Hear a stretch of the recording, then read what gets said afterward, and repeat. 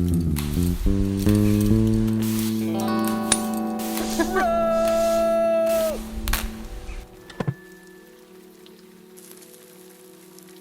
right, introducing legends just seems silly, but I want to make sure everyone knows some of the unfathomable accomplishments of today's guest. He has a trail of historic climbs and first ascents all over the globe, including 3 summits of Everest and the first ascent of Shark's Fin on Meru. He's got film credits in over 35 films, including Meru, Black Ice. He's also the associate producer of the 2021 film Hail Mary. He's been cited or mentioned in just as many books and articles, and happens to be the person who discovered the remains of the great George Mallory during his 1999 Everest expedition.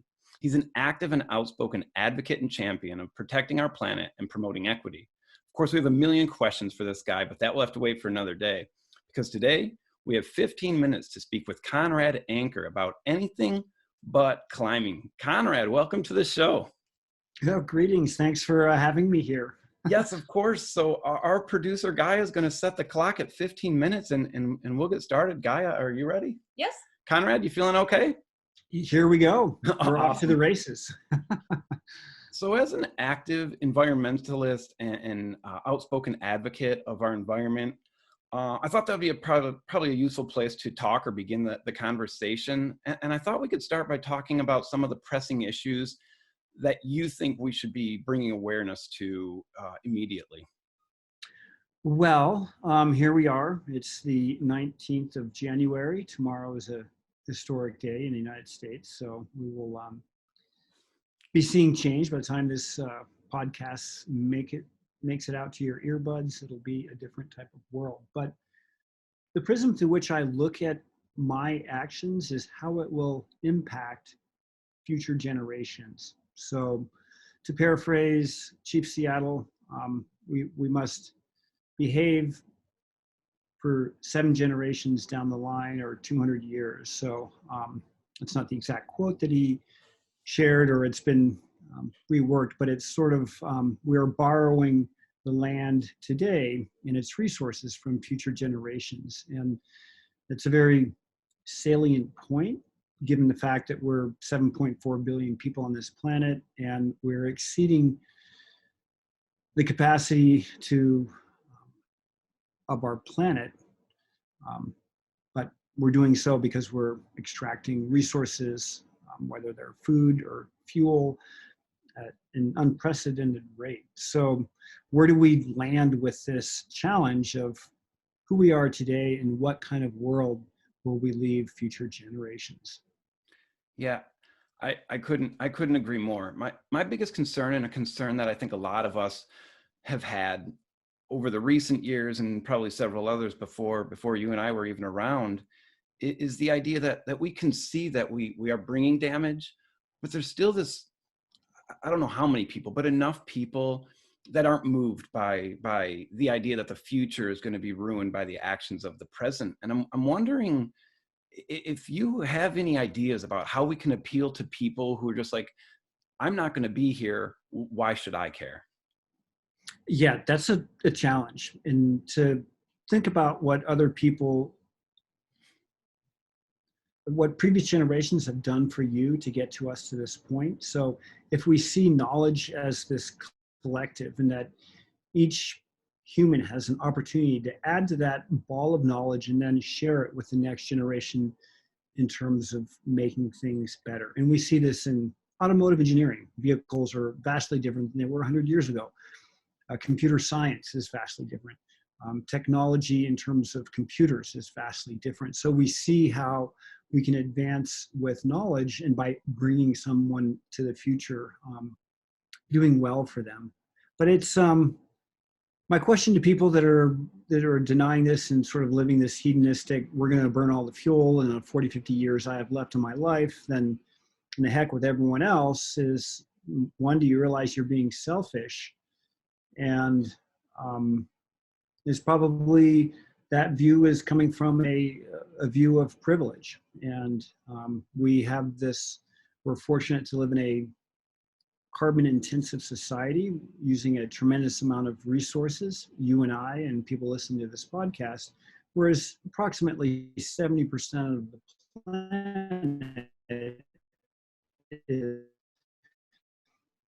living on the equivalent of a couple dollars challenged and things like that. And for these people, they want what we have. They want the 2-car garage, the, the fancy coffee machine, and an education for their children, and free healthcare, all these things. That how do we balance them, and how do we manage them, and how do we set our expectations? And in this sense, our spiritual leaders um, offer us guidance, and regardless where one comes from, that the basic premise of the world's religions is to do unto others as you would do unto yourself. And if we can extend that to future generations, then we're doing a little bit of good, and a little bit of good spread by billions of people is a giant amount of good. Yeah, I think that's absolutely right. Right, we have this moniker, the golden rule, right? Do unto others. It shouldn't be limited to do unto others who are in the same generation as you are. I think the idea of spreading that to future generations is paramount to really the survival of life as we know it, and hopefully bringing others up to kind of life as we know it. Um, I, I do still worry about some of these people. You know, it seems like there's a minority of people who are very active, and a majority of people who are probably at best complacent, and at worst just in voluntarily ignorant. Do you think that it's necessary for us to reach those people in order to make change, or do you think that the people who are actively pursuing change will be enough? If we're actively pursuing change on a climate level, we are not enough. We need everyone to be on board with this, and that we'll rejoin the Paris Climate Accord on the 21st of January is a step in the right direction. And that within the United States, we have this tremendous opportunity. We have a very robust, innovative, creative university system, a system that rewards entrepreneurship and design. And I mean, we think of all the good things that have come from this, and that as citizens of the United States, we're 4% of the world's population, but we consume approximately 25% of the world's resources. So that imbalance should weigh on our conscience as a motivation to get us more involved and to work on not just the simple level, like, oh, I'm going to recycle my plastic and I'm going to not use styrofoam, all this and that, but that we work towards legislative action that will create market externalities, that will create a more balanced playing field for renewable energy. Yeah, I personally think you hit the nail on the head. There's two things that you mentioned that I think are really, really important for all of us looking forward. And that's one that it's almost like there's an inherent self-interest. You know, corporations probably aren't going to go out of their way on their own to cause change. But as consumers, we can help motivate them to change with what we're buying and who we're electing as officials. So I think that's really important. The other thing that you mentioned that I think is also very important is education. I feel like the more people understand something, the more willing they are to care for it. I mean, you and I, and I'll take myself a dollar for this one. When we go to crags and mountains and things like that, we care for them, and we might clean up a little bit about them. I think there's some car enthusiasts, for example, who would just die if I don't know, 67 Corvette was scratched for the first time. And so if we can get people to care about the planet based on understanding the planet and the way they care about their cars or their crags, I think that's a step in the right direction as well. What do you think? Most certainly. And with COVID being what it is now, going on a year since it was um, noticed and measured, we have seen a fundamental shift. People are getting outdoors more often, and it's that those people, if they can appreciate the outdoors and see the connection between the healthy landscape and how it sustains people, is that's a step in the right direction. Man, that's such a good point. I haven't even thought about that. You do see this push to get out hiking and camping and avoiding going indoors like movie theaters and stuff like that. And I think once those things are habituated, if they become habituated, it's absolutely a step in the right direction. I'm wondering if you can share a couple of things that people can do now? Maybe some organizations or some ideas that people can connect with, or things that you might recommend for people who want to learn more and do more.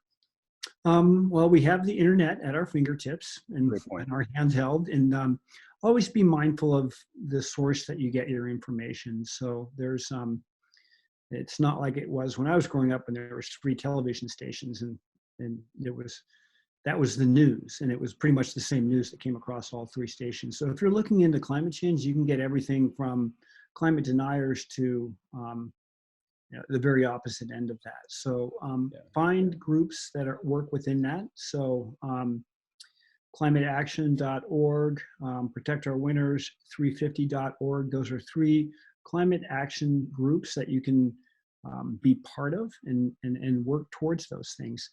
And the other way that on an individual basis is to work with carbon offset. And carbon offsets are not the solution to climate change. They're a voluntary carbon tax. So for the carbon that you and I consume, we equate that, we put it into a trust. That money then goes out towards areas that, whether it's plant rehabilitation or something that's going to help offset carbon. And until on a global scale and in a global economic scale that we put a price on carbon, and that we all 170 plus nations agree on that price of carbon and what the impact is and how that money is then dispersed, the voluntary carbon offset emission is sort of the first step. Yeah, I think it's fantastic. I'm wondering, we've talked to a lot of climate scientists and a lot of advocates, and some are more optimistic than others. With what you've seen throughout your years just working with this, do you feel optimistic for future generations? Not only, maybe the next generation or the one, but I don't know, 3-4 generations from now? Or are you pessimistic about the world that they're going to be living in? I'm an optimist by nature, Okay. so it's always like I'm going to see. But in the next 200 years, as we shift from a carbon-based energy reality to a renewable energy reality, that's going to be the crux. And so when I was coming of age in the 70s, there was peak oil, and that was our big fear. Like, there's going to be no more oil, and we're going to run out. And we realize now, with technology and fracking and the ability to dig deep into the Earth's crust, we can find plenty of hydrocarbons. So it's not finding those hydrocarbons, whether it's the tar sands of Alberta, which are particularly noxious and toxic to the environment, or fracking or which brings out natural gas. That to make that transition to a renewable, we've gone from peak oil to peak carbon. So now our peak carbon is how much is in the atmosphere, how much CO2 do we have in there, and how is that going to affect our lifestyle and what we see. And that is, will we be able to adapt to a planet that is that much warmer in 4 generations time? Yeah. It's scary, and I think you're right. So I feel like there's a reason for optimism, but at the same time, there's a level of realism. We're going to have to change the way we live, and how much we're going to have to do it, and how quickly we're going to have to do it is based on how willing we are to try. I guess I really like what you said about adapting as far as advancements in science, moving from how we acquire oil. We need to take those.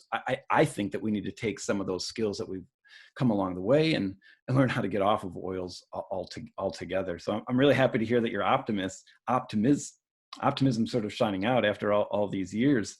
I guess 15 minutes moves fast, and I don't have any idea how much time we have left, but I want to talk for a second, while we might just have a second, about what you're doing. Like, what are some of the things that you're actively involved in?